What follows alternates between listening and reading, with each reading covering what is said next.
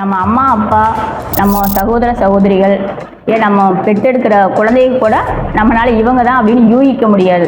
ஆனால் இறைவன் ஒரே ஒரு சாய்ஸ், அதாவது ஒரு சூழ்நிலை என்ன கொடுத்துருக்காருன்னா, உனக்கு வரக்கூடிய மனைவியோ கணவனோ நீ தேர்ந்தெடுக்கலாம் அப்படிங்கிற ஒரு வாய்ப்பு மட்டும் கொடுத்துருக்காரு. அது எந்த விதத்தில் போய் நம்ம தேர்ந்தெடுக்கணும் அப்படிங்கிறதான் 7ஆம் வகுப்புக்குள்ள இருக்கிற ரகசியமே. 7ஆம் இடம் வந்து சொர்க்கத்தில் நிச்சயிக்கப்படுது அப்படின்னு பெரியவங்க சொல்லியிருக்காங்க. அது உண்மையான வார்த்தை தான். ஒரு பொம்பளை பிள்ளைக்கு எவ்வளவு தைரியம் கொடுக்குறாரு செவ்வாய், நீங்க பாருங்க.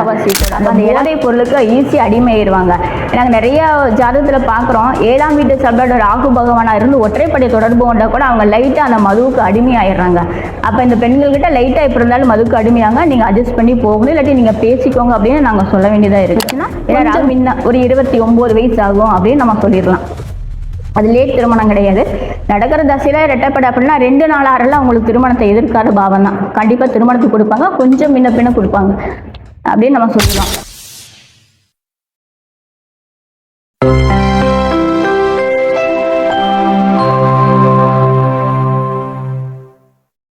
அனைவருக்கும் வணக்கம். நமது மனித நாடி கருத்தரங்கத்தில் அடுத்து பேச வருகை தந்திருக்கிறாங்க பொள்ளாச்சியை சேர்ந்த திருமதி ராஜவேணி அவர்கள். மேடம் பார்த்தீங்கன்னா பேச வந்திருக்கக்கூடிய தலைப்பு 7ஆம் வீடு எப்படிங்க, ஜாதகத்தில் பாவகத்தில் 7ஆம் வீடு திருமண ரகசியங்கள் அப்படிங்கிற தலைப்பில் பேச வந்திருக்காங்க.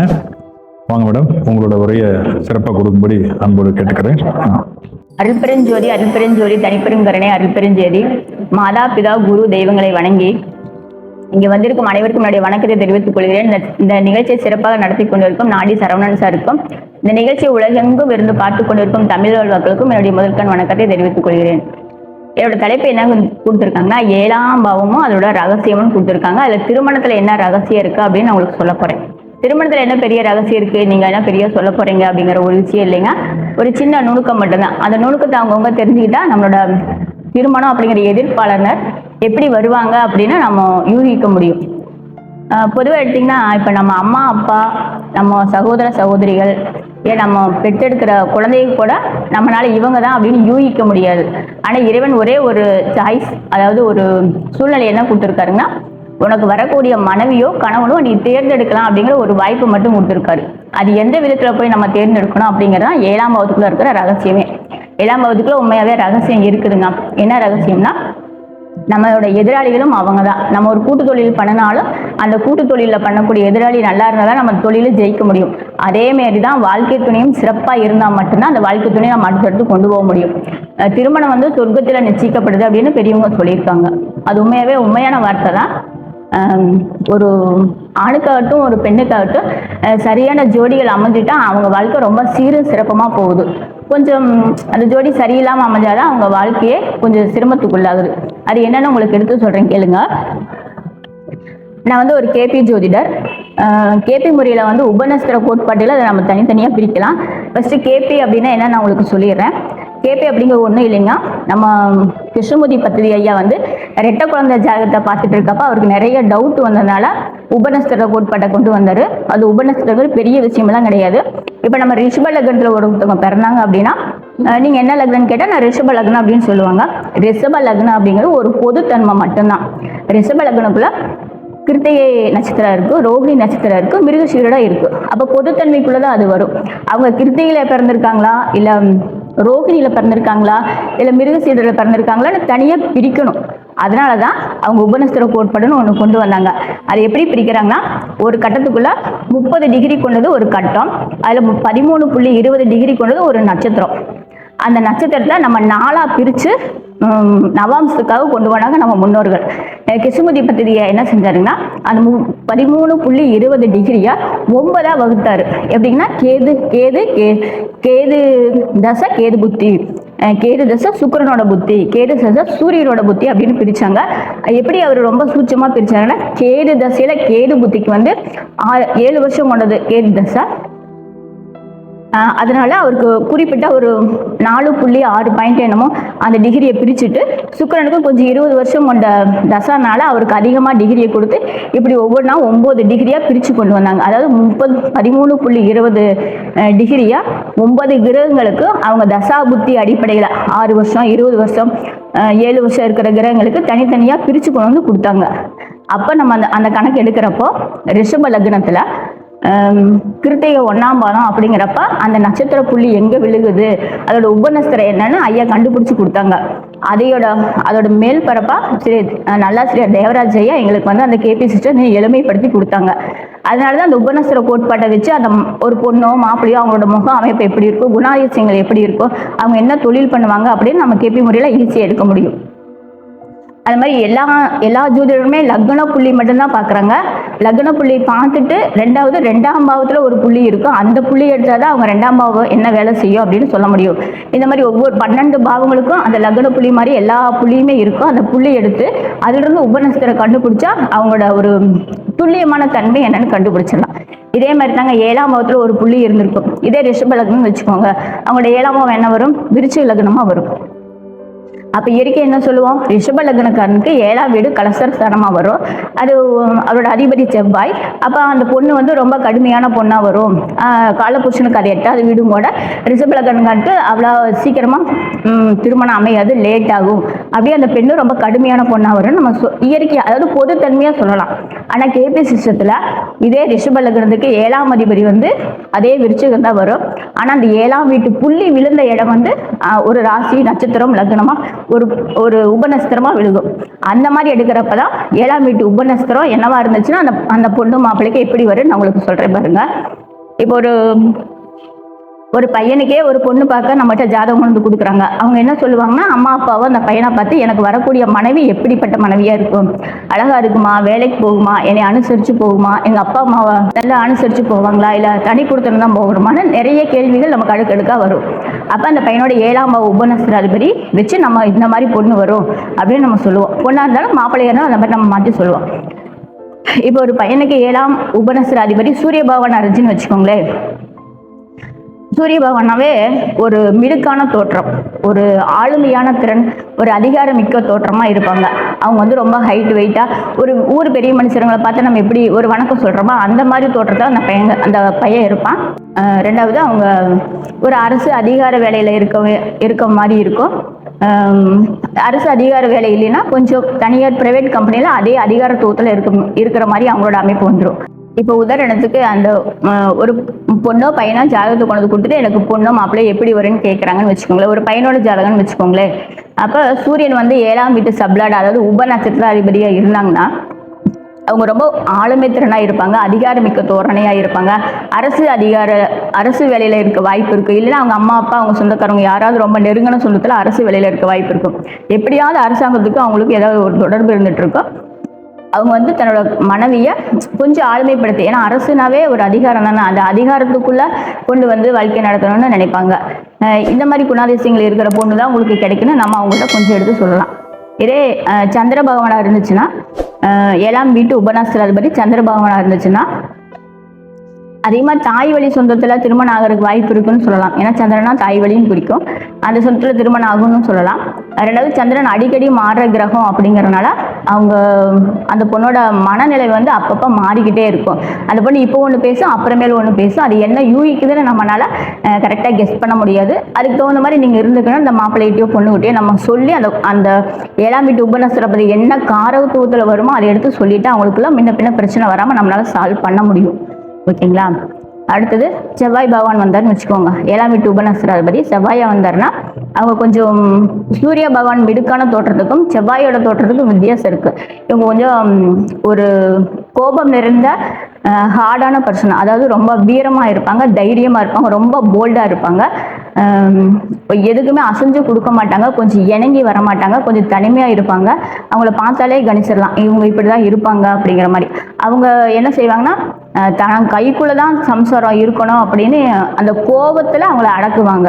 அன்பால் அடக்கிறது வேற, கோபத்துல அடக்கி வச்சுக்கணும்னு அவங்க நினைப்பாங்க. ரெண்டாவது செவ்வாய் எவ்வளோ கோபக்காரங்களா இருந்தாலும் ரொம்ப கடுமையான உழைப்பாளி, ஏன்னா போர் வீரன் இல்லையா, அதனால ரொம்ப கடுமையான உழைப்பாளி. அந்த குடும்பத்துக்கு என்ன செய்யணுமோ அவங்க கடைசி வரைக்கும் இருந்து வேலை செஞ்சு பாடுபட்டு கொடுப்பாங்க. இப்போ செவ்வாய்க்கு ஒரு உதாரணம் உங்களுக்கு சொல்கிறேன் பாருங்க. ஒரு 2 நாளைக்கு முன்னாடி ஒரு ஜாதகம், சென்னைக்காரவங்க. அந்த பொண்ணு வந்து 1995 பிறந்த பொண்ணு. 95 பிறந்த பொண்ணு. சித்திரை மாதம் 8ஆம் தேதி என்னமோ பிறந்திருக்கு. அந்த பொண்ணுக்கு லக்ன சப்ளாடு வந்து செவ்வாய். லக்ன சப்ளாடு செவ்வாய். அவர் வச்சிருக்கிற பாவங்கள் 1, 3, 5க்கு சப்ளாடாக வந்திருக்காரு. அந்த பொண்ணோட ஜாதகத்தில் நான் பார்த்துட்டு அவங்க அப்பா தான் கொண்டு வந்து கொடுக்குறாங்க. அதை பார்த்துட்டு பிரச்சனையெல்லாம் சொல்லிட்டேன். அப்போதான் எனக்கு புரிஞ்சது, செவ்வாய் ஒற்றைப்படையம் வச்சிருந்தா கூட அந்த செவ்வாயோட ஃபோர்ஸ், அந்த பொண்ணு டிகிரி பண்ணிட்டு இருக்கிறா, பண்ணிட்டு காலேஜுக்கு போறேன்னு சொல்லிட்டு போயிருக்கா. போயிட்டு அந்த சிநேகிதம் பழகி இருக்கா ஒரு பையன் கூட, போய் ரிஜிஸ்டர் மேரேஜ் பண்ணியாச்சு. பண்ணிட்டு ஃபோன் பண்ணி அப்பாட்ட 5 மணிக்கு புள்ள காலேஜ் விட்டு வரேன்னு அவங்க அப்பா எதிர்பார்த்துட்டு இருக்காரு. இந்த புள்ள 6 மணிக்கு நான் கல்யாணம் பண்ணிட்டு என்னை தொடாவாதீங்கன்னு ஒரு ஃபோன் பண்ணியிருக்கான். அப்போ எவ்வளோ தைரியம் இருந்திருக்குன்னு பாருங்க. அந்த கடைசி நிமிஷம் வரைக்கும் அவங்க அப்பாவுக்கு பொண்ணு வீட்டுக்கு வந்துடுன்னு தான் நினச்சிட்டு இருந்திருக்காரு. ஆனால் பொண்ணு இப்படி போகுன்னு அவருக்கு தெரியவே தெரியாது. அவங்க அப்பா ஜாதகம் கொடுத்துட்டு அந்த ஜாதகத்தை பார்க்குறப்ப அத்தனை கதை சொல்கிறாரு, இப்படியெல்லாம் வளர்த்தணும். ஆனால் ரொம்ப தைரியமான பொண்ணுன்னு தான் நினச்சோம். அந்த தைரியத்தை கொண்டு இதில் காட்டுவான்னு நாங்கள் நினைக்கவே இல்லை. இதனால எங்களோட அந்த ஊரில் ஒரு ரொம்ப கஷ்டப்பட்டு அசிங்க அவமானம் ஆயிடுச்சு. இப்போ நாங்கள் அந்த ஊரை விட்டே காலி பண்ணி வேற ஊரில் வந்து இருக்கிறோம். இப்போ என்ன பிரச்சனையாச்சு அப்படிங்கிறப்ப அந்த பையன் செட் ஆகலை அந்த பொண்ணுக்கு. இப்போ வந்து எங்ககிட்ட கொஞ்சம் எங்களுக்கு ஹெல்ப் பண்ணுங்கன்னு புள்ள நிற்கிறா. நாங்கள் அந்த பையன் கூட இருக்கலாமா வேண்டாமா, அந்த பிள்ளையோட வாழ்க்கை தரம் எப்படி இருக்குன்னு கேட்கறதுக்கு வந்தோம் அப்படின்னு சொன்னாங்க. ஆனால் அது ப்ராப்ளம் எல்லாம் சொல்லிட்டேன். இருந்தாலும் எனக்கு அப்போ என்ன தோணுச்சுன்னா, அந்த செவ்வாய் எவ்வளோ ஃபோர்ஸ், ஒரு பொம்பளை பிள்ளைக்கு எவ்வளோ தைரியம் கொடுக்குறாரு செவ்வாய், நீங்கள் பாருங்க. அப்போ அந்த 7ஆம் வீட்டு உபநட்சத்திரபதி செவ்வாயாக இருந்தால், ஆணாக இருந்தாலும் பெண்ணாக இருந்தாலும் இந்த தைரியம் கண்டிப்பாக வரும். அதாவது ஒரு சமுதாயத்துக்கு இருந்துட்டு போது நம்ம அப்புறம் பார்த்துக்கலாம், ஃபர்ஸ்ட் நம்ம செய்யக்கூடிய விஷயத்த நம்ம செய்வோம் அப்படின்னு ஒரு துணிச்சல், ஒரு முரட்டுத்தனமான தைரியம் அந்த செவ்வாய் பகவான் கொடுப்பாரு. அடுத்தது 7ஆம் வீட்டு உபநட்சத்திரபதி ராகுவா இருந்துச்சுன்னு வச்சுக்கோங்களேன். ராகு எப்பவுமே பிரம்மாண்டமான கிரகம். அவங்க திருமணத்தை கூட பிரம்மாண்டமாக நடத்தணும், நிச்சயதார்த்தத்தை பிரம்மாண்டமாக நடத்தணும் அப்படின்னு எல்லாத்துக்குமே ஒரு பிராண்டு கொண்டு வருவாங்க. அவங்க என்ன அப்படின்னா ரொம்ப சுகவாசியாக இருப்பாங்க. சுகவாசி சுக்கிர பகவானை விட இவங்க அதிக சுகவாசியாக இருப்பாங்க. இந்த வெளிநாட்டு மாப்பிள்ளை வெளிநாட்டு பொண்ணுன்னு கேட்குறாங்க பார்த்தீங்களா, அவங்களுக்கு இது கரெக்டாக சூட் ஆகும். 7ஆம் வீட்டு உபநட்சத்திராதிபதி ராகு பகவானாக இருந்தால் உங்களுக்கு வெளிநாட்டு மாப்பிள்ளை கன்ஃபார்மாக இருக்குன்னு சொல்லிடலாம். நீங்கள் தொடாவே வேண்டாம், எப்போ இருந்தாலும் உங்களுக்கு அதுதான் அமையும் அப்படின்னு சொல்லிடலாம். இல்லை அப்படின்னா வெளிநாட்டில் வேலை பார்க்குற பையனாக இருப்பான், இல்லைன்னா இங்கிருந்து வெளிநாட்டு கம்பெனியில் வேலை வாங்குற இந்த சம்பளம் வாங்கக்கூடிய பையனாக இருப்பான். எப்படி இருந்தாலும் அவனுக்கு வெளிநாட்டு தொடர்பு இருந்துகிட்டே இருக்கும். பொண்ணாக இருந்தாலும் சரி பையனாக இருந்தாலும் சரி. இவங்களுக்கு சொல்றதுக்கு இந்த இதை சொல்லிடலாம். இது என்ன ஒரு மைனர் மிஸ்டேக் அப்படிங்கிறப்போ, ராகு பகவான் எப்பயுமே சுகவாசி கூட, அதிக சுகவாசி கூட அந்த போதைப் பொருளுக்கு ஈஸியாக அடிமையாயிருவாங்க. நாங்கள் நிறைய ஜாதகத்தில் பார்க்குறோம், 7ஆம் வீட்டு சப்ளாட ராகு பகவானாக இருந்து ஒற்றைப்படை தொடர்பு கொண்டா கூட அவங்க லைட்டாக அந்த மதுவுக்கு அடிமையாயிடுறாங்க. அப்போ இந்த பெண்கள்கிட்ட லைட்டாக எப்படி இருந்தாலும் மதுவுக்கு அடிமையாங்க, நீங்கள் அட்ஜஸ்ட் பண்ணி போகணும், இல்லாட்டி நீங்கள் பேசிக்கோங்க அப்படின்னு நாங்கள் சொல்ல வேண்டியதாக இருக்குது. ஏன்னா ராகு பகவான் வெளிநாட்டு பணம் எந்த அளவுக்கு வர அந்த இடத்துல லைட்டாக ஒரு மிஸ்டேக் இருக்குன்னு நம்ம எடுத்து சொல்லிட்டோம்னா அதுக்கு தகுந்த மாதிரி அவங்க புரிஞ்சுக்குவாங்க. இந்த ராகு பகவானுக்கு ஒரு உதாரணம் சொல்கிறேன் பாருங்க.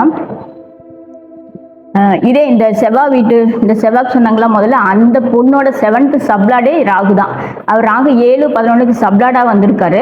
இதில் ஒற்றைப்படை தான் வச்சிருக்காரு 7ஆம் பாவத்தில். ஆனால் அந்த பையன் குடிகார பையன். இப்போ அவங்களுக்கு பிரச்சனையே அந்த குடி தான். அந்த பையன் குடிக்கிறது மட்டும் இல்லாமல் அடுத்த லெவல் ஒரு பிரச்சனை, சந்தேகம். அந்த சந்தேகம் வந்துட்டு அந்த பொண்ணை வந்து வீட்டை விட்டு வெளியே போகக்கூடாது. ஏன்னா அந்த பொண்ணே செவ்வாய் கரவுத்துவான். அந்த பொண்ணுவே இந்த பையன் அடக்கி ஆண்டு வேண்டாம் போகக்கூடாது, உங்கள் அம்மா அப்பாட்ட போகக்கூடாதுன்னு இந்த மதுவிலே அடிமையாகி, இந்த சந்தேகத்திலே அடிமையாகி அந்த பொண்ணோட வாழ்க்கையே இப்போ கேள்விக்குரிய ஆயிடுச்சு. இத்தனைக்கு ஒரு பையன் வேற இருக்கான். இப்போ அவங்க அப்பா வந்து என்னோட பொண்ணை எப்படி வாழ வைக்கிறது, பையன் இருக்கான், லைஃப் லாங் அந்த பையனோட விட்டுறலாமா, அவன் பார்த்துக்குவானா அப்படிங்கிற மாதிரி நிறைய அடுக்கடுக்காக கொஸ்டின் கேட்டார். ஆனால் இயற்கையாகவே அந்த பொண்ணுக்கு இருத்தார அமைப்பு. இவங்க எப்படியோ லவ் பண்ணி அதான் அந்த சின்ன வயசில் ஒரு பயம் தெரியாது அப்படிங்கிற மாதிரி ஏதோ ஒரு வேகத்தில் போய் லைஃப்பை இது பண்ணிக்கிட்டாங்க. இனிமேல் அந்த லைஃப்பை மீட்டு எடுக்கணும். அதனால நாங்கள் அது கொஞ்சம் வெயிட் பண்ணுங்க சார். ஒரு 2 வருஷம் கழிச்சு அந்த பொண்ணுக்கு தசாபுத்தி மாறுறப்போ இந்த பையன் அது வரைக்கும் உங்கள் பொண்ணு இருந்துச்சுன்னா இருக்கட்டும், இல்லைன்னா விவாகரத்து வாங்கிட்டு நீங்கள் 2வது கல்யாணத்துக்கு தான் போகணும். ஏன்னா அந்த பிள்ளைக்கு தெளிவாக 2வது கல்யாணம்னு போட்டிருக்கு. ஓகேங்களா? இந்த மாதிரி 7th சப்ளாட் ராகு வரல இந்த பிரச்சனையெல்லாம் வரும். நம்ம எப்படி வெளிநாட்டு மாப்பிள்ளை தான் வேணும், வெளிநாட்டு சம்பளம் தான் வேணும்னு போகிறோமோ அதுக்கு பின்னாடி இந்த மைனஸ் இருக்குன்னு நம்ம சொல்லிடணும். ஏன்னா பொருத்தம் பார்க்குறப்ப வெளிநாட்டு மாப்பிள்ளையை நம்ம சொல்லிட்டு கடைசியில் இந்த பிரச்சனை நீங்கள் சொல்லக்கூடாது, நம்ம கிட்ட சொல்லக்கூடாது. அதனால் நான் பொருத்தம் பார்க்குறப்ப இந்த பிரச்சனையும் சேர்ந்து வரும். நீங்கள் பார்த்துக்கோங்க, கன்வின்ஸ் பண்ணிக்கோங்க, குடும்பத்தோட பேசிக்கோங்க. பொண்ணு மாப்பிள்ளையை 2 பேரும் ஒத்து போனால் நீங்கள் அடுத்த ஸ்டெப் போங்க, நாங்கள் சொல்லிடுவோம். ஓகேங்களா? இதே 7th சப்ஜெக்ட் குரு பகவான் இருந்துச்சுன்னு வச்சுக்கோங்க. குரு வந்து ரொம்ப ஒரு மென்மைத்தன்மை, கருப்பா இருந்தாலும் கலையா இருப்பான்னு சொல்றாங்க இல்லைங்களா, அந்த மாதிரி மூஞ்சி வடிவம் அழகா இருக்கும். நிறைய கோயில் குளத்துக்கு போவாங்க. ஒரு தெய்வ சார்ந்த விஷயங்களை அதிகமா செய்வாங்க. ஊர்ல இருக்கிற பெரிய மனுஷரெல்லாம் இவங்களுக்கு சப்போர்ட் பண்ணுவாங்க. ரொம்ப மென்மையா மனைவி ரொம்ப நேசிச்சு குழந்தையாட்ட பார்த்துக்குவாங்க. ஏன்னா குரு பகவானே குழந்தை கரகத்துவம் இல்லையா, அதனால மனைவியும் குழந்தையாட்ட பார்த்துக்குவாங்க. மித்த மாமியம் மாமனார் எல்லாமே ஓரளவுக்கு அனுசரிச்சு போவாங்க. குரு பகவான்கிட்ட பெரிய மைனஸ் நம்ம எடுக்க முடியாது. என்ன வருதுன்னா அவர் கொஞ்சம் உடம்பா இருக்கும். குரு பகவான் 7th சப்டாட்டாவே கொஞ்சம் உடம்பு உருண்டையா, ரொம்ப ஹைட்டா இருப்பாங்க, உருண்டையா இருக்கும். ஏன்னா அவங்களுக்கு அந்த இருந்தாதான் அந்த குரு பகவானோட இதுன்னு கரெக்டா சொல்ல முடியும். அந்த மாதிரி கொஞ்சம் ஹைட் வெயிட்டா இருப்பாங்க. வேற எதுவும் பிரச்சனை இருக்காது, நீங்க பாத்துக்கோங்கன்னு நம்ம அவங்கள்ட்ட சொல்லிடலாம். ஆனா குரு நல்ல ஒரு இணைந்து கொடுத்து போற தன்மை கொண்ட கணவனா இருப்பார். ஓகேங்களா. இதே மாதிரி 7th சப்டாடு சனி பகவானா இருந்துச்சுன்னா, சனி பகவான் எப்பயுமே தாமத கிரகம் தான். கொஞ்சம் எல்லாத்தையுமே தாமதப்படுத்தி நிதானமா பொறுமையா தான் செய்வாங்க. அந்த மாதிரி 7th சப்டாடு ஒரு பொண்ணுக்காட்டும் ஆணுக்காட்டும் சனி பகவான் இருந்துச்சுன்னா வரக்கூடிய கணவனோ மனைவியோ மெதுவாக தான் அவங்க வேலை செய்வாங்க, நிதானமா தான் செய்வாங்க. சுறுசுறுப்புன்னு சொல்ல முடியாது, அது நிதானம்னு எடுத்துக்கலாம். அதனால ரொம்ப சோம்பேறின்னு அந்த இடத்துல நம்ம சொல்ல முடியாது, நிதானமா கிட்டத்தட்ட லைட்டான சோம்பேறின்னு நம்ம சொல்லலாம். இந்த மாதிரி தான் சனி பகவானோட கருத்துவங்கள் போயிட்டு இருக்கும். ஆனா என்ன கொஞ்சம் மன மகிழ்ச்சி, சந்தோஷம், இந்த ஆடம்பரமெல்லாம் சனி பகவான் விரும்ப மாட்டார். அவரு கொஞ்சம் கீழ்த்தட்டு மக்களோடையே பழகி இருக்கணும்னு நினைப்பாப்படி. அந்த மாதிரி காரகத்துவத்துல அந்த பொண்ணோ மாப்பிளையோ அமையும். அப்ப சொல்லிடலாம், 7th சப்டாடு சனி பகவானா இருக்கு, உங்களுக்கு கொஞ்சம் உங்களை விட வசதி குறைவாவோ, படிப்பு குறைவாவோ, நிறமோ குணமோ ஏதோ உங்களை விட்டு கொஞ்சம் கீழே இருக்கக்கூடிய பொண்ணோ மாப்பிளையோ வரும். நீங்க அட்ஜஸ்ட் பண்ணிக்க வேண்டியது. ஏன்னா உங்களோட ஜாதக குழுப்பனை அப்படிதான் இருக்கு. அதை மாதிரி நீங்க பார்த்து பொண்ணோ மாப்பிளையோ நீங்க தேர்ந்தெடுக்கலாம். இப்படிதான் வருவாங்கன்னு நம்ம சொல்லிடலாம். உங்களுக்கு சனி பகவானுக்கு ஒரு உதாரணம் சொல்றேன் பாருங்க. எனக்கு தெரிஞ்சவர், ஒரு சின்ன குட்டி கதை மாதிரி கூட வச்சுக்கோங்களேன். எனக்கு தெரிஞ்சவர் தூரத்து சொந்தம். அந்த அண்ணா வந்து கேட்டரிங் வச்சிருக்காங்க. அவரோட வாலிப வயசுல, இப்போ அவர் கல்யாணமாகி ரொம்ப வருஷம் ஆயிடுச்சு, இது பல வருஷத்துக்கு முன்னாடி நடந்தது. வாலிப வயசுல கேட்டரிங் சம்பந்தமா அவர் ஊட்டிக்கு போயிருக்காரு. ஊட்டி, கோயம்புத்தூர் இதெல்லாம் அவரோட கேட்டரிங் சர்வீஸ் இருக்கு. அங்கெல்லாம் போயிட்டு வர்றப்ப அவரோட பழக்கமான சிநேகிதரை சந்திச்சிருக்காரு. அந்த சிநேகிதர் வந்து இந்த பொண்ணு மாப்பிள்ளை பார்க்குற தரகர். இயற்கையாக 2 பேரும் ஃப்ரெண்டு. ரொம்ப நாளாக பார்க்கலன்னு அவங்க 2 பேரும் பார்த்து பேசிட்டு அவங்க ஊருக்கு வர்ற இடத்துல இடையில ஒரு ஊரில் வந்து ஒரு பொண்ணு இருக்குதுப்பா, நான் இங்கே இறங்கி பார்த்துட்டு போகிறேன்னு சொல்லி அந்த தரகர் சொல்கிறாரு.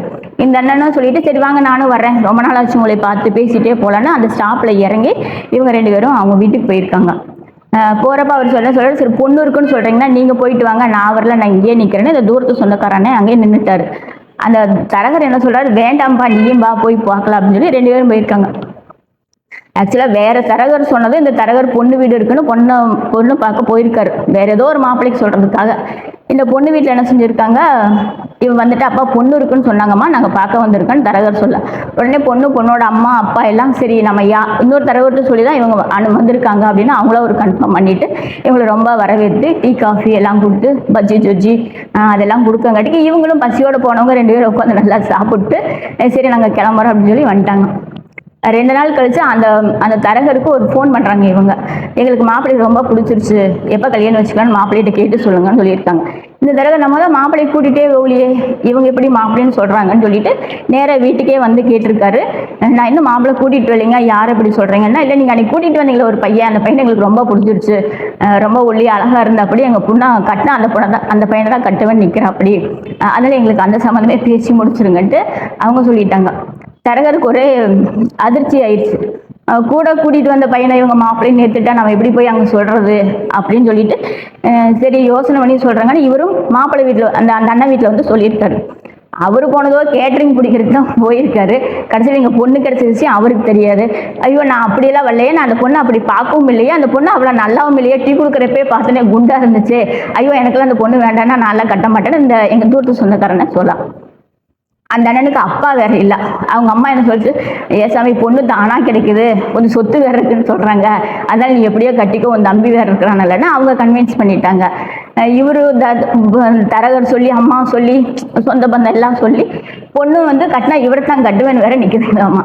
இவரு சரி என்ன பண்றதுன்னு ஒரு சூழ்நிலையில கட்டிட்டாரு. கட்டினதுக்கு அப்புறம் தான் தெரியுது அந்த பொண்ணு இவரை விட 6 மாசம் ஜாஸ்தி, படிக்கவே இல்லை, வீட்டு வேலை காட்டு வேலை மட்டும்தான் செய்வேப்படி அப்படின்னு. ஆனால் இவர் கொஞ்சம் படிச்சிருக்காரு, ரொம்ப ஒல்லி அழகா இருப்பார், ரொம்ப சூட்டிப்பா. என்ன கேட்டரிங் எப்படி இருக்குன்னு உங்களுக்கு தெரியுமில்ல, அந்த அளவுக்கு வேகமாக போய் வந்து செஞ்சுட்டு இருப்பாரு. அப்புறம் தான் அவங்களோட ஜாதகம் வாங்கி நான் பார்க்குறப்ப தான் அவருக்கு வந்து 7th செல்படு சனி பகவானாக இருந்துச்சு. அப்போ அந்த உங்களுக்கு பொருத்தம் புரியுதுங்களா, பொருத்தமற்ற ஜோடி அப்படின்னு சொல்கிற மாதிரி. இன்னும் அந்த அண்ணா வந்து ஒல்லியாக அழகாக அப்படியே ஸ்மார்ட்டாக தான் இருக்காரு. ஆனால் அவரோட சம்சாரம் அப்பயே குண்டா இருப்பாங்க, குண்டா ஹைட்டாக ஒரு மாதிரி இருப்பாங்க. ஒரு தடவைக்கு 2 தடவை கூப்பிட்டா ஊன்னு கேட்பாங்க. ஒரு வேலை செய்யறதுக்குள்ள அந்த வேலையை நம்மளே செஞ்சிடலாங்கிற மாதிரி இருப்பாங்க. ஆனால் இன்னும் அவங்க குடும்பம் நல்லா போயிட்டு இருக்கு, குழந்தையெல்லாம் ஆயிடுச்சு. ஏன் உங்களுக்கு உதாரணம் சொல்றேன், அந்த பொருத்தமற்ற ஜோடி இப்படி தான் இருப்பாங்க. ஆனால் 7th செல்படு சனி பகவானாக இருந்துச்சுன்னா அந்த மனைவி வந்து கொஞ்சம் முன்னப்பிட இருந்தாலும் நிதானமா பொறுமையா இந்த அண்ணன் திட்டுறதுக்கெல்லாம் அவங்க வாங்கிட்டு இன்ன வரைக்கும் ஒரு பொறுமையா குடும்பம் நடத்திட்டு இருக்காங்க. ஆனா ரொம்ப நல்லவங்க கூட. ஏன்னா சனி பகவான் நீதிமான் இல்லைங்களா, எல்லாத்தையும் சீர்தூக்கி பார்ப்பாரு, எந்த தப்பு தவறுக்கும் போக மாட்டாரு. ஆனா கொஞ்சம் ஸ்லோ தான். அந்த மாதிரி தான் அவங்க போயிட்டு இருக்காங்க, அவங்க லைஃப் அப்படிதான் போயிட்டு இருக்கு. ஏன் இந்த குட்டி கதை சொன்னாங்கன்னா, பொண்ணு பார்க்க போறவங்க மாப்பிள்ளை பார்க்க போறவங்கள கொஞ்சம் வேகமா பார்த்துப்போங்க, கூட வரவங்க யார் என்னன்னு நீங்களும் விசாரிச்சுக்கோங்க. இல்லைன்னா அப்புறம் கூட போனவங்க கல்யாணம் பண்ற போல இன்னைக்கும் கூட அவங்க எங்க ஏதாவது விசேஷத்துல பார்த்தா சொல்லுவாங்க, டீ குடிக்கு போனே பொண்ணு கட்ட வேண்டியதாகி போச்சு அப்படின்னு நாங்கள் வேடிக்கையா பேசிக்குவோம். இதுதான் சனி பகவானோட உதாரணம். ஓகேங்களா. இதே 7th செல்படு புதன் பகவான் இருந்துச்சாருன்னா, புதன் பகவான் இப்போ சொன்னாங்களா ரொம்ப சூட்டிப்பா அந்த கேட்டரிங் மேன் இருந்தார் அப்படின்னு, அவர் மாதிரி ரொம்ப அழகா நீட்டா ஒல்லியா ஒரு வளைஞ்சு விட்டு போற தன்மை, யாருக்கிட்ட எப்படி பேசணும் பேசக்கூடாது எப்படி பழகணும், ஒரு ரொம்ப கோபமா பேசுனா கூட டக்குன்னு அவர்கிட்ட ஒரு நகைச்சுவையா பேசி அப்படி இல்லைங்க இப்படிங்க வாங்க பார்த்துக்கலாம் அப்படின்னு சொல்லி கூட்டிட்டு போற தன்மையில அந்த புதன் பகவான் தான் இருக்கு. ஏன்னா புதன் வந்து விஷ்ணு பகவான் கணக்காளர், எப்பயுமே அப்டேட்டாக இருப்பாங்க. இப்போ சொசைட்டியில் அதாவது சமுதாயத்தில் என்ன நடக்குது அப்படிங்கிறத வந்து அவங்க கரெக்டாக அதை மெயின்டைன் பண்ணிகிட்டே போவாங்க. இவங்க கணவனோ மனைவியோ 7th செல்படு புதனாக இருந்துச்சுன்னா அவங்களுக்கு ஆலோசகராக இருப்பாங்க. இது திட்டமிட்டு செயல்படுவாங்க, திட்டமிட்டு அந்த குடும்பத்தை கொண்டுட்டு போவாங்க. இது முதல்ல செய்யலாம், இது பின்னாடி செய்யலாம், இது இப்போ வேண்டாம் அப்படின்னு 2 பேரும் கலந்துக்குவாங்க. ஃபேமிலியில் கணவனோ மனைவியோ ஒரு விஷயத்த கலந்து செஞ்சாங்கன்னா அங்கே பிரச்சனையே வராது. இங்க பிரச்சனை வர காரணம் நானு அப்படின்னு நின்னா மட்டும்தான் பிரச்சனை வரும். இப்போ புதன் பகவான் இருந்துச்சுன்னா அந்த பிரச்சனைக்கே இடமில்ல, 2 பேரும் ரொம்ப சந்தோஷமா அவங்களோட லைஃப்பை கொண்டு போவாங்க. ஓகேங்களா. இப்போ அடுத்து யார் இருக்காங்க, நம்ம சுக்கிர பகவான் இருக்காரு. சுக்கிர பகவான் அப்படின்னாவே ரொம்ப சுகவாசி, ஆள் அழகா இருப்பாங்க. எனக்கு அழகான பொண்ணு வேணும் அப்படின்னா அவங்க ஜாதகத்துல 7th செல்படு சுக்கிர பகவானா இருக்கணும். அழகான பையன் வேணும் அப்படின்னா 7th செல்படு சுக்கிரன்ல உங்களுக்கு கண்டிப்பா அழகான பையன் தான் வருவான்னு முத்திரை குத்திடலாம், ஒன்றும் பிரச்சனை கிடையாது. என்னன்னா அழகான பையன்தான் இருப்பான், கொஞ்சம் சுகவசியா இருப்பாங்க, அந்த வசதி வாய்ப்புகளை விட்டு கொடுக்க மாட்டாங்க. எந்த சமயத்திலும் அந்த அந்தஸ்து கௌரவம் நம்ம அப்படிங்கிறத விட்டே கொடுக்க மாட்டாங்க. இவங்க என்ன செய்வாங்கன்னா அந்த அன்பாலேயே மனைவியை கட்டி போட்டு தனக்குள்ளேயே வச்சுக்கணும்னு இவங்க நினைப்பாங்க. இதுதான் இவங்ககிட்ட ஒரு பெரிய பிரச்சனை. காசு பொருளாதாரம் கொஞ்சம் கம்மியானாலும் அந்த கௌரவத்துக்காக வாழ்றவங்களே இந்த சுக்கிர பகவான் அதிகமா இருக்கிறவங்க. இதுக்கு சேர்ந்து அந்த பொண்ணும் அனுசரிச்சு போய் ஆகணும். இதெல்லாம் நம்ம பொருத்தமாக்குறப்பே சொல்லிட்டா அவங்களுக்கு எந்த ட்ரபிளும் இருக்காது. ஓகேங்களா. அடுத்து கடைசியா நம்ம கேது பகவான். இன்னைக்கு அஸ்வினி நட்சத்திரம் ஓடிட்டு இருக்கு. கேது பகவான் இல்லாம யாருமே ஜோதிடம் கற்றுக்க முடியாது. அந்த ஞானம் கொடுக்கறது அவர் தான். நேற்றுதான் ராகு பகவான் கேது பகவான் பயிற்சியாக இருக்காங்க. உலகில் இருக்கும் எல்லா ஜீவராசிகளுக்கும் அவங்க நல்லது செய்யணும், நம்மளுக்கு கும்பிட்டுக்கலாம். கேது பகவான் 7th செல்படா வந்தா என்ன செய்வாங்க, அவரு ரொம்ப அமைதியா நிதானமா பொறுமையா இருக்கிறாரு அப்படின்னு இருக்கக்கூடாதுங்க. பயங்கர ட்விஸ்டா இருப்பாங்க.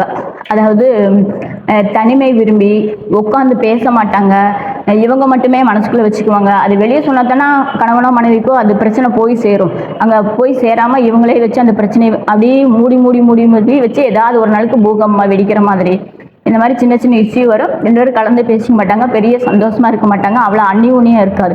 ஏன்னா கேது பகவான் எப்பவுமே தனிமை விரும்பியா இருப்பாரு. அவர் வந்து ஒரு சித்தர் மார்க்கமா இருக்கத்தான் யோசிப்பார்.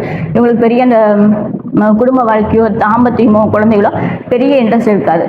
கிட்டத்தட்ட 7th செல்படு கேது பகவானா இருந்துச்சுனாவே திருமணம் தாமதப்படும்.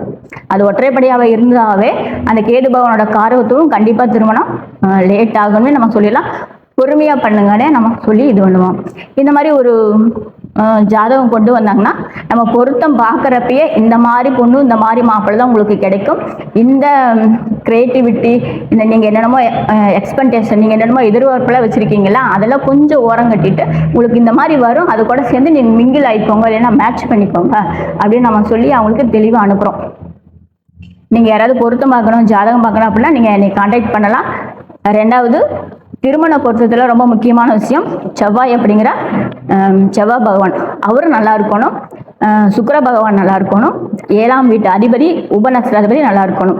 திருமணத்தில் 2-3 வகை இருக்குங்க. ஃபர்ஸ்ட் வந்து இளமை திருமணம், ரெண்டாவது முதுமை திருமணம், இருதார திருமணம், அப்புறம் கள்ள தொடர்பு, அதெல்லாம் இருக்குது. அந்த சப்ஜெக்ட் நம்ம வர வேண்டாம். நம்ம 7ஆம் திருமணத்தை மட்டும் பற்றி பார்ப்போம். 7ஆம் உபநட்சத்திராதிபதி ஒற்றைப்படை பாவங்களை கொண்டு சுக்கிரனும் செவ்வாயும் அப்போ நடக்கிற தசாபுத்தியிலும் ஒற்றைப்படை பாவங்களை தொடர்பு ஒன்று இருந்துச்சுன்னா நம்ம கண்டிப்பாக 23 வயசுக்குள்ளே திருமணம் ஆயிரும் பொண்ணுக்கு சொல்லலாம். பையனுக்கு இருந்துச்சுன்னா 27 வயசுக்குள்ளே திருமணம் ஆயிரும் நம்ம அடுத்து சொல்லலாம். இந்த தசாபுத்தி அந்தரங்க காலத்தில் உங்களுக்கு திருமணம் ஆகும். நம்ம கிட்டத்தட்ட டேட்டை எடுத்து கொடுத்துடலாம், தப்பே வராது. அந்த டேட்டை அவங்களுக்கு கொடுத்துடலாம், இந்த டேட்டுக்குள்ளே உங்களுக்கு கல்யாணம் ஆயிரும் அப்படின்னு. இதே சுக்கிர பகவானோ செவ்வாய் பகவானோ 7ஆம் வீட்டு உபநட்சத்திராதிபதியோ நடக்கிற தசா புத்திகளோ கொஞ்சம் 2, 4, 6 கலப்படம் இருந்துச்சுன்னா கொஞ்சம் முன்ன ஒரு 29 வயசு ஆகும் அப்படின்னு நம்ம சொல்லிடலாம். அது லேட் திருமணம் கிடையாது. நடக்கிற தசையில ரெட்டப்படை அப்படின்னா 2, 4, 6 உங்களுக்கு திருமணத்தை எதிர்க்காத பாவம் தான். கண்டிப்பாக திருமணத்துக்கு கொடுப்பாங்க, கொஞ்சம் முன்ன பின்ன கொடுப்பாங்க அப்படின்னு நம்ம சொல்லிடலாம். இந்த 30 தாண்டிருச்சு அப்படின்னாவே அவங்களுக்கு லேட் திருமணம் தான். அது 2ஆவது திருமணத்துக்கு போகாது, லேட் திருமணம், அதாவது தாமத திருமணம். அப்போ அவங்களுக்கு எல்லாமே ஒற்றைப்படையாக இருக்கும். நடக்கிற தசை வந்து ரெட்டப்படை தசையாக போயிட்டு இருக்கும். ரெட்டைப்படைனா திருமணத்தை எதிர்க்கக்கூடிய 6, 12 தசையாக போயிட்டு இருக்கும். இல்லைன்னா 6ஆம் பாவத்தை வலுவாக வச்சு ஒரு கிரகம் நடத்திட்டு இருக்கும். இல்லைன்னா சுக்கிர தசையே நடந்துட்டு இருக்கும், அவர் 6, 12 தசையை நடத்திட்டு இருப்பாரு. அப்போ கண்டிப்பாக அந்த தசை ஃபுல்லாக திருமணம் ஆகாது. நீங்கள் வெயிட் பண்ணி 33, 35 தான் ஆகும்னு நம்ம எடுத்தே சொல்லிடலாம். ஒரு சிலருக்கு 27 கல்யாணம் ஆகிற ஒரு பொண்ணுக்கு 23 இருந்தே மாப்பிள்ளை பார்த்து ஒரு 6 வருஷம் மாப்பிள்ளை பார்த்து அவங்க சோர்ந்து போய் உட்காந்துருவாங்க. அப்போ 27 வயசு வர்றப்ப ஏதாவது ஒரு மாப்பிள்ளை கிடைச்சா போதும், நம்ம திருமணம் நடத்திடலான்னு அவங்க ஒரு முடிவு பண்ணிடுறாங்க.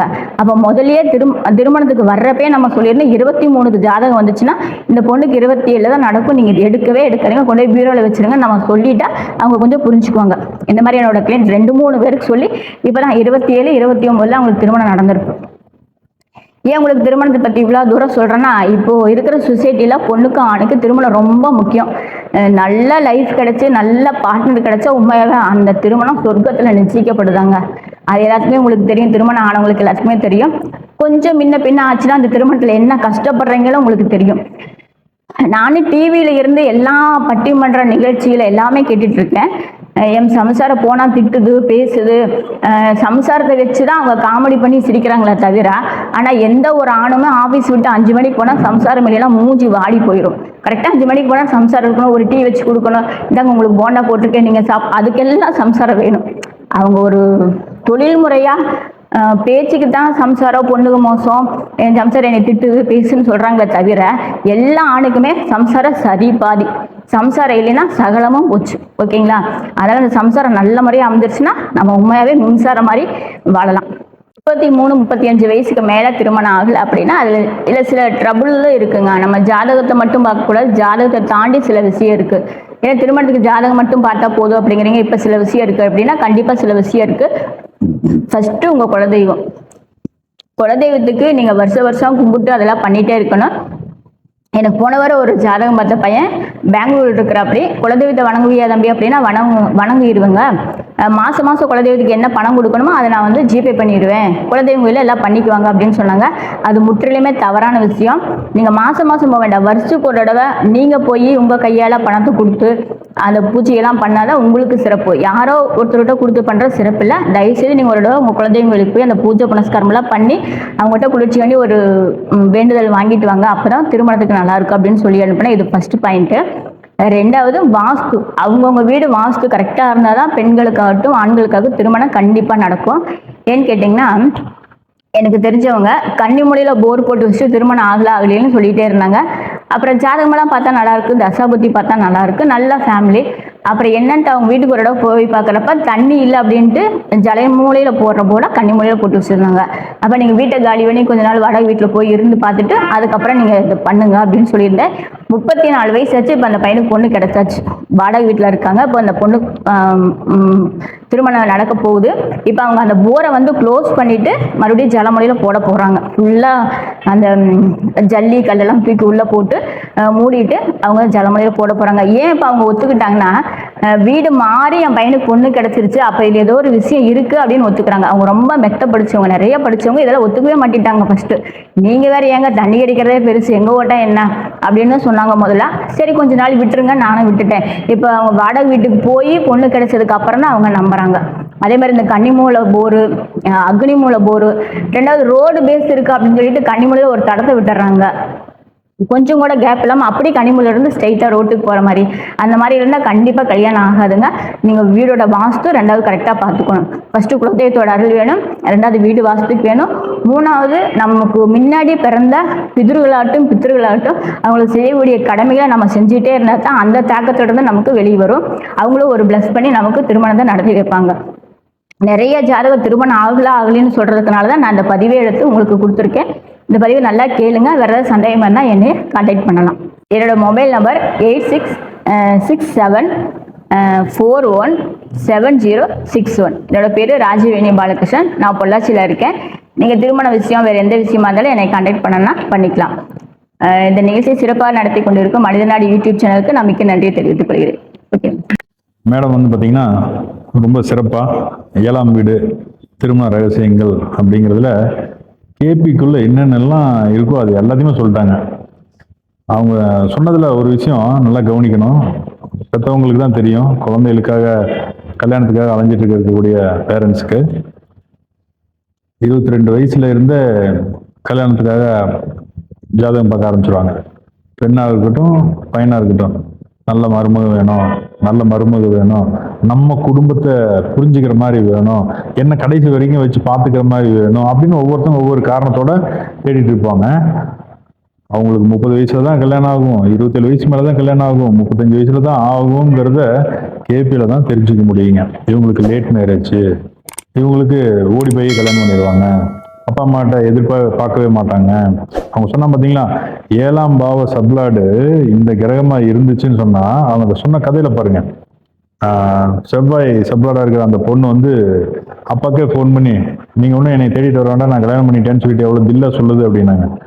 அதெல்லாம் வந்துங்க கேபியில் தான் தெரிஞ்சுக்க முடியும். அதே மாதிரி இன்னொன்று சொன்னாங்க பாருங்க, டீ கொடுக்க மாப்பிள்ள கல்யாண மாப்பிள்ளை ஆயிட்டாருன்னு கதை. இது வந்து நம்ம பாக்யராஜ் படத்துல அந்த மாதிரியே இருந்தது அந்த கதையை கேட்கும்போது.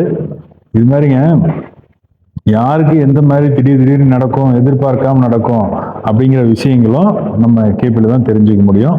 மேடம் வந்து ரொம்ப அற்புதமாக கேபி ஜோதிடத்தில் திருமண ரகசியங்களை அற்புதமாக கொடுத்தாங்க. ரொம்ப நன்றி மேடம். அடுத்தடுத்து கருத்தரங்கத்தில் வந்து கலந்துக்கணும், உங்களோட சிறப்பான உரை கொடுக்கணும்னு கேட்டுக்கிறேன். சரிங்களா? நன்றிங்க. வாழ்க்கை மேடம்.